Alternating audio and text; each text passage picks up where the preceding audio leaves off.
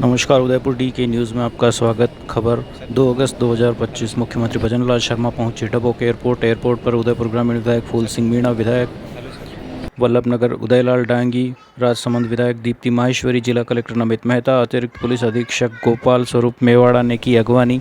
मुख्यमंत्री भजनलाल शर्मा ने डबोक एयरपोर्ट से किया प्रस्थान। बांसवाड़ा एवं सलूम्बर के धोलागढ़ के कार्यक्रम में शामिल हो डबोक एयरपोर्ट पर लौटे सीएम। प्रस्थान के समय उदयपुर शहर विधायक ताराचंद जैन, बेगू विधायक सुरेश धाकड़, विधायक चित्तौड़ चंद्रभान सिंह आकिया, जिला कलेक्टर नमित मेहता आदि उपस्थित रहे।